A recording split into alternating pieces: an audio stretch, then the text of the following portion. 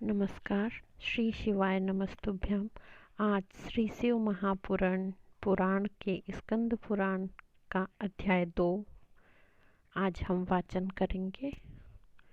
लीजिए, प्रस्तुत है गीता प्रेस गोरखपुर की शिव महापुराण।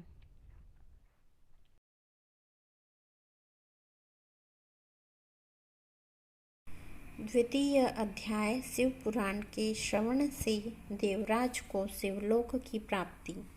सौनक जी बोले, हे महाभाग सुत जी, आप धन्य हैं, परमार्थ तत्व के ज्ञाता हैं। आपने कृपा करके हम लोगों को यह बड़ी अद्भुत एवं दिव्य कथा सुनाई है। हमने यह पापनाशिनी, मन को पवित्र करने वाली और भगवान शिव को प्रसन्न करने वाली अद्भुत कथा सुनी। भूतल पर इस कथा के समान कल्याण सर्वश्रेष्ठ साधन दूसरा कोई नहीं है। यह बात हमने आज आपकी कृपा से निश्चय पूर्वक समझ ली। हे सुत जी,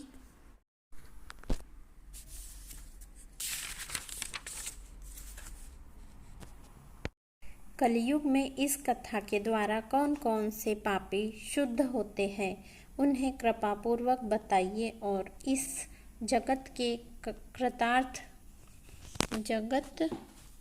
को कृतार्थ कीजिए। सूत जी बोले, हे मुने, जो मनुष्य पापी, दुराचारी, खल तथा काम क्रोध आदि में निरंतर डूबे रहने वाले हो, वे भी इस पुराण से अवश्य शुद्ध हो जाते हैं।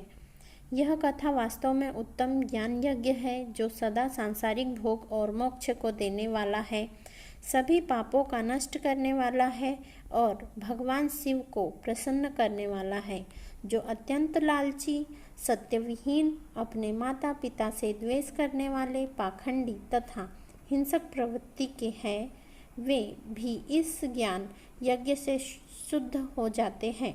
अपने वर्णाश्रम धर्म का पालन न करने वाले और ईर्ष्याग्रस्त लोग भी कली काल में इस ज्ञान यज्ञ के द्वारा पवित्र हो जाते हैं।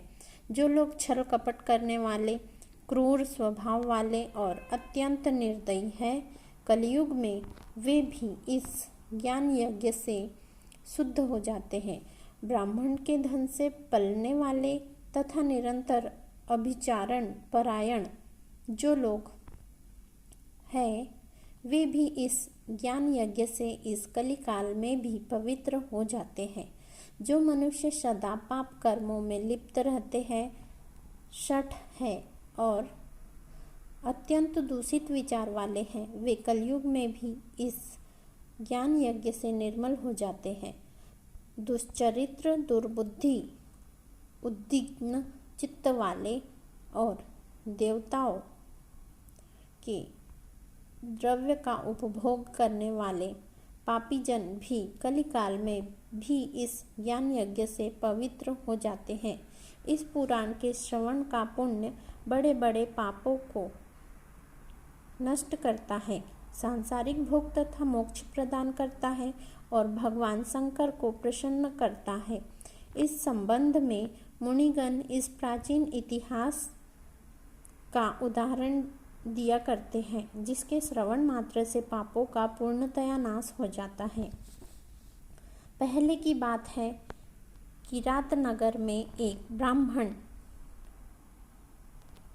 रहता था, जो अज्ञानी, दरिद्र, रस बेचने वाला तथा वैदिक धर्म से विमुख था।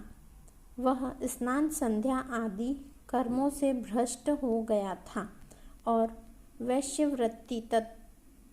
वृत्ति में तत्पर रहता था। उसका नाम था देवराज। वह अपने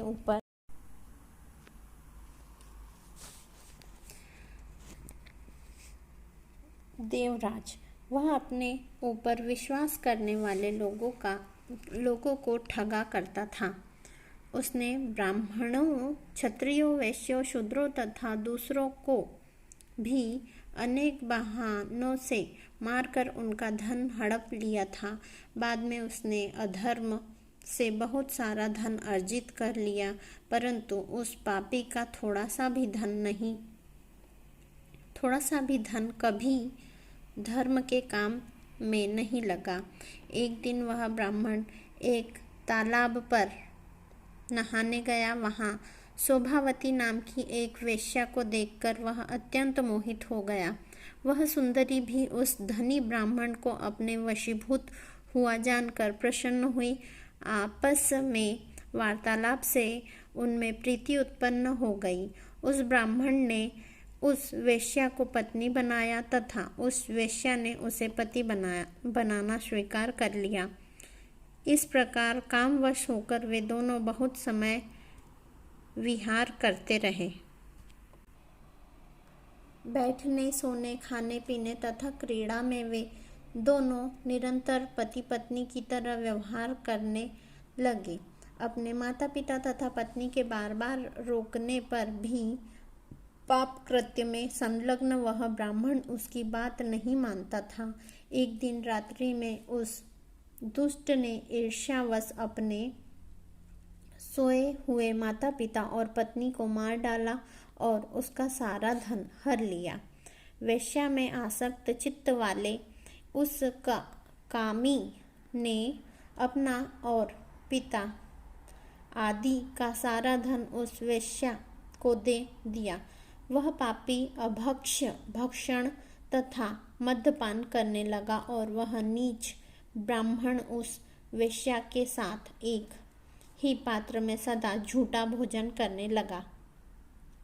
एक दिन घूमता घामता वह देवयोग से प्रतिष्ठानपुर झूसी प्रयाग में जा पहुंचा। वहां उसने एक शिवालय देखा जहां बहुत से साधु महात्मा एकत्र हुए थे। देवराज उस शिवालय में ठहर गया और वहां उस ब्राह्मण को ज्वर आ गया। उस ज्वर से उसको बड़ी पीड़ा होने लगी। वहां एक ब्राह्मण देवता शिव पुराण की कथा सुना रहे थे। ज्वर में पड़ा हुआ देवराज ब्राह्मण के मुखारबिंद से निकली हुई उस शिव कथा को निरंतर सुनता रहा।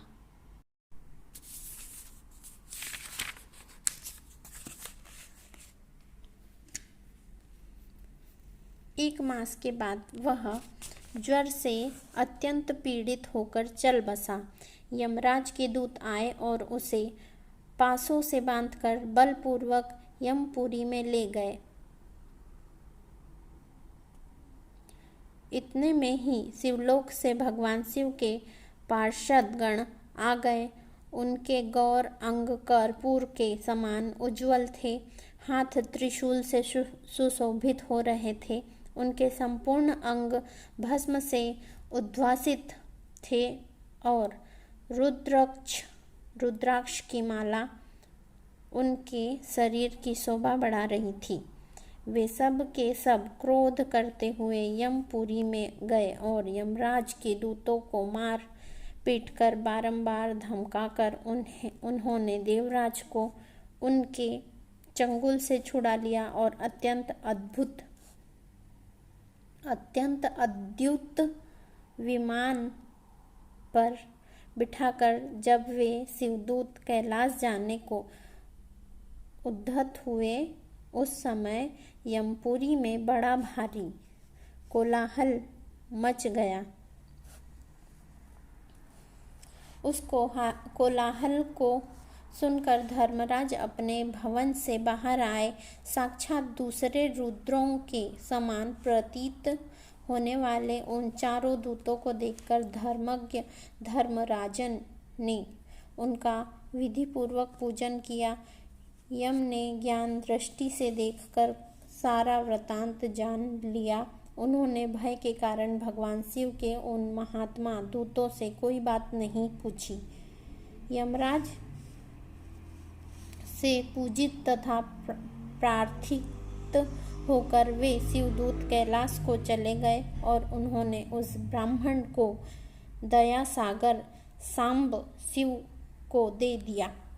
शिव पुराण की यह परम पवित्र कथा धन्य है, जिसकी सुनने से पापी जन भी मुक्ति के योग्य बन जाते हैं। भगवान सदाशिव के परम धाम को वेदज्ञ सभी लोकों में सर्वश्रेष्ठ बताते हैं। ब्राह्मण, क्षत्रिय, वैश्य, शूद्र तथा अन्य प्राणी, यहाँ तक कि जिस पापी ने धन के लोभ से अनेक लोगों की हत्या की तथा अपने माता पिता और पत्नी को भी मार डाला, वह वैश्यगामी शराबी ब्राह्मण देवराज भी इस कथा के प्रभाव से भगवान शिव के परम धाम को प्राप्त कर तत्क्षण मुक्त हो गया।